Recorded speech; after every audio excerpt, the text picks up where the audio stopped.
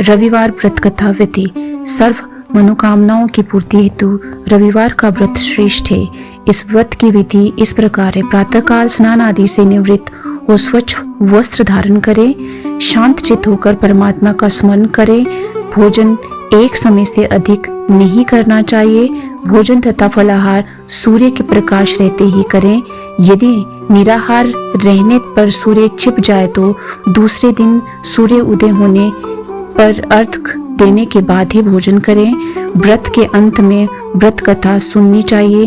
व्रत के दिन नमकीन तेल युक्त भोजन कदापि ग्रहण ना करें। इस व्रत के करने से मान सम्मान बढ़ता है तथा शत्रु का क्षय होता है। आंख की पीड़ा के अतिरिक्त अन्य सब पीड़ाएं दूर होती है। आइए भक्तों, शुरू करते हैं रविवार व्रत कथा। एक बुढ़िया थी। उसका नियम था प्रति रविवार को सवेरे ही स्नान आदि कर घर को गोबर से लीपकर फिर भोजन तैयार कर भगवान को भोग लगाकर स्वयं भोजन करती थी। ऐसा व्रत करने से उसका घर अनेक प्रकार के धन धान्य से पूर्ण था। श्री हरि की कृपा से घर में किसी प्रकार का विघ्न या दुख नहीं था।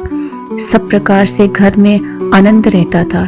इस तरह कुछ दिन बीत जाने पर उसकी एक पड़ोसन, जिसकी गौ का गोबर वह बुढ़िया लाया करती थी, विचार करने लगी कि यह वृद्धा सर्वदा मेरी गौ का गोबर ले जाती है, इसीलिए अपनी गौ को घर के भीतर बांधने लग गई। बुढ़िया को गोबर न मिलने से रविवार के दिन अपने घर को ना लीप सकी, इसीलिए उसने ना तो भोजन बनाया न भगवान को भोग लगाया तथा स्वयं भी उसने भोजन नहीं किया। इस प्रकार उसने निराहार व्रत किया। रात्रि हो गई और वह भूखी सो गई। रात्रि में भगवान ने उसे स्वप्न दिया और भोजन न बनाने तथा लगाने का कारण पूछा। वृद्धा ने गोबर न मिलने का कारण सुनाया तथा भगवान से कहा कि माता, हमें तुमको ऐसी गौ देते हैं जिससे सभी इच्छाएं पूर्ण होती है। क्योंकि तुम हमेशा रविवार को गौ के गोबर से लीपकर भोजन बनाना, मेरा भोग लगाकर खुद भोजन करती हो, इससे मैं खुश होकर तुमको वरदान देता हूँ। निर्धन को धन और बांझ स्त्रियों को पुत्र देकर दुखों को दूर करता हूँ तथा अतः समय में मोक्ष देता हूँ। स्वप्न में ऐसा वरदान देकर भगवान तो अंतर्धान हो गए और वृद्धा की आंख खुली तो वह देखती है कि आंगन में एक अति सुंदर गौ और बछड़ा बंधे हुए हैं। वह गाय और बछड़े को देखकर अति प्रसन्न हुई और उसको घर के बाहर बांध दिया और वहां खाने को चारा डाल दिया। जब उसकी पड़ोसन बुढ़िया के घर के बाहर एक अति सुंदर गौ और बछड़े को देखा तो द्वेष के कारण उसका हृदय जल उठा और उसने देखा कि गाय ने सोने का गोबर दिया है, तो वह उस गाय के गोबर ले गई और अपनी गाय का गोबर उसकी जगह रख दिया। वह नित्य प्रति ऐसा ही करती रही और सीधी सादी बुढ़िया को इसकी खबर तक नहीं होने दी। तब सर्वव्यापी ईश्वर ने सोचा कि चालाक पड़ोसन के कर्म से बुढ़िया ठगी जा रही है, तो ईश्वर ने संध्या के समय अपनी माया से बड़े जोर की आंधी चला दी। बुढ़िया ने आंधी के भय से अपनी गौ को भीतर बांध लिया। प्रातःकाल जब वृद्धा ने देखा कि गौ ने सोने का गोबर दिया है तो उसके आश्चर्य की सीमा ना रही और वह प्रतिदिन गऊ को घर के भीतर ही बांधने लगी।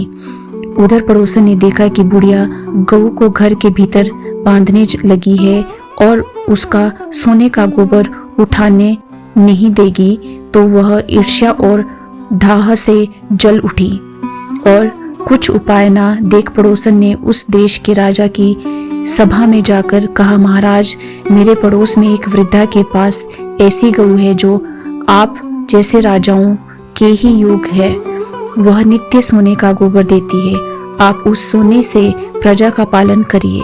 वह वृद्धा इतने सोने का क्या करेगी? राजा ने यह बात सुनकर अपने दूतों को वृद्धा के घर से गऊ लाने की आज्ञा दी। वृद्धा प्रातः ईश्वर को भोग लगा भोजन ग्रहण करने ही जा रही थी कि राजा के कर्मचारी गऊ खोलकर ले गए। वृद्धा काफी रोई चिल्लाई, किंतु कर्मचारियों के समक्ष कोई क्या करता। उस दिन वृद्धा गऊ के वियोग में भोजन ना खा सकी और रात भर रो रो कर ईश्वर से गऊ को पुनः पाने के लिए प्रार्थना करती रही। उधर राजा गऊ को देखकर बहुत प्रसन्न हुआ, लेकिन सुबह जैसे ही उठा सारा महल गोबर से भरा दिखाई देने लगा। राजा यह देख घबरा गया।